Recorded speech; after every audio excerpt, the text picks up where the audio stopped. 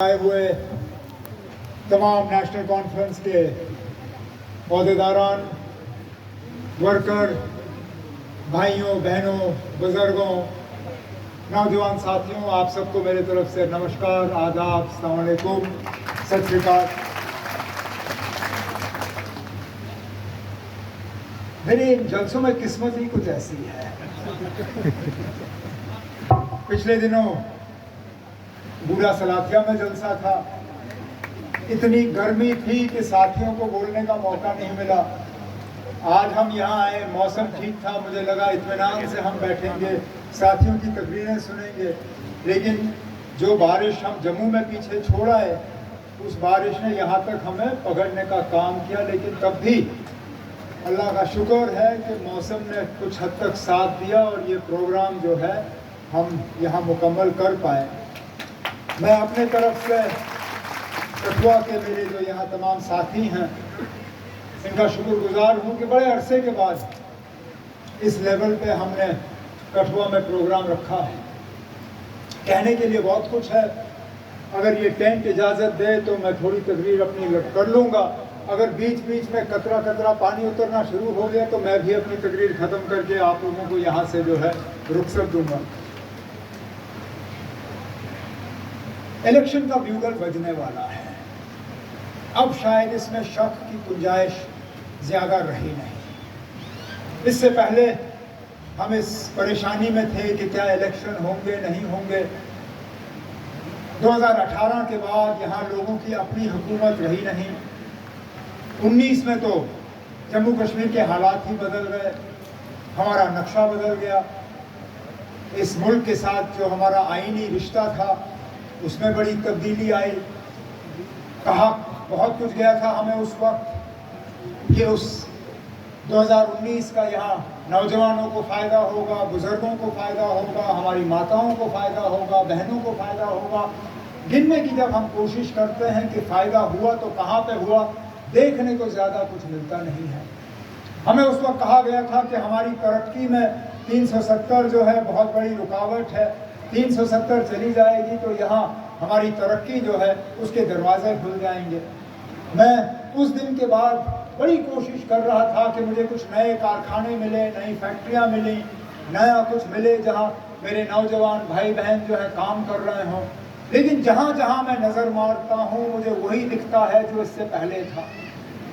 370 में यहाँ चिनाब फैक्ट्री की जो बात मेरी बहन ने की, अब किस अंदाज में इन्होंने की वो आपको खुद जानती हैं। मैं जिस अंदाज में बात करूंगा वो दूसरा है। 370 यहाँ जब चिनाब वालों को, बिरला वालों को फैक्ट्री लगानी थी तो 370 उनके काम में रुकावट नहीं आई। उन्होंने इस मुल्क का शायद सबसे बड़ा टेक्सटाइल का फैक्ट्री यहाँ लगाया बाबा कौम शेख मोहम्मद अब्दुल्ला के दौर में। सांभा से हम गुजरते हुए जब आते हैं तो सड़क के दोनों तरफ हमें वहाँ इंडस्ट्री नज़र आती है। उस इंडस्ट्री में 370 उनके लिए रुकावट नहीं थी। जब आप जम्मू छोड़ के बड़ी ब्राह्मणा की तरफ आते हैं वहाँ आपको फैक्ट्रियाँ नज़र आती हैं। उन फैक्ट्रियों में 370 रुकावट नहीं थी। लेकिन 370 के हटने के बाद जब हम इनसे पूछते हैं खुदारा हमें कुछ नया दिखाइए, कोई नई फैक्ट्री दिखाइए, कोई नया प्रोजेक्ट दिखाओ, कोई नया कारखाना दिखाओ, कोई नई ऐसी जगह दिखाओ जहां मेरे नौजवान भाई बहन जो है वो काम कर रहे हों, दिखता हमें कुछ नहीं है। हम अपनी माताओं से पूछते हैं कि आपकी ज़िंदगी में कोई सुधार आया, कोई बेहतरी आई अगस्त 2019 के बाद? क्या महंगाई कम हुई? क्या आपके घर के खर्चे कम हुए? क्या आपके लिए गैस सिलेंडर उसकी कीमत कम हुई? क्या हमारे जो ओल्ड एज पेंशन पकड़ने वाले हैं क्या उनको पेंशन मिलने में कोई सहूलियत मिली? जो हमारे एससी से ताल्लुक़ रखते हैं, जो नौकरी जो है कोटा के बुनियाद पे हासिल करते हैं, क्या उन्हें वो रोजगार मिला? किस तरह से उनकी जिंदगी में बेहतरी आई? हम बार बार इनसे पूछते हैं, इनके पास कोई जवाब नहीं।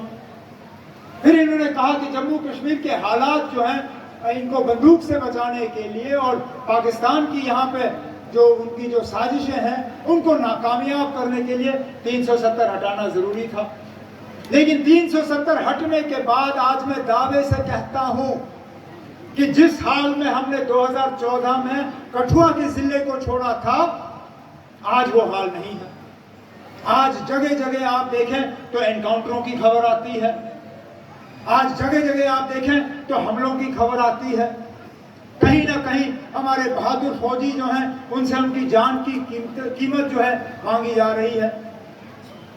हर जम्मू के हर कोने से, चाहे वो पीर पंचाल हो, चाहे चिनाब हो, चाहे जम्मू हो, चाहे कठुआ हो, चाहे पिछले दिनों उधमपुर हो, जगह जगह आप देखें तो कहीं ना कहीं एनकाउंटर की खबर।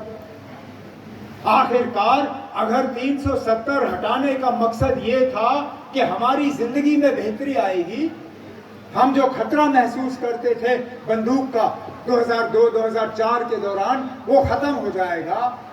जम्मू कश्मीर में अलायदी पसंद सोच जो है वो खत्म हो जाएगी।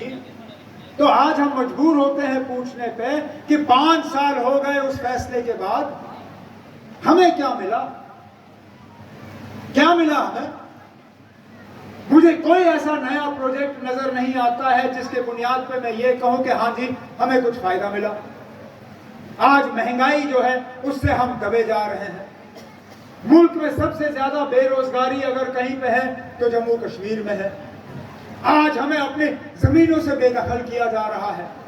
जिन जमीनों का मालिकाना हक लैंड टू टिलर के तहत जनाब बाबा कौम शेर कश्मीर शेख मोहम्मद अब्दुल्ला ने यहाँ के लोगों को दिया, ये हम मान के चलें कि इस मुल्क में अगर कोई ऐसा इलाका है जहां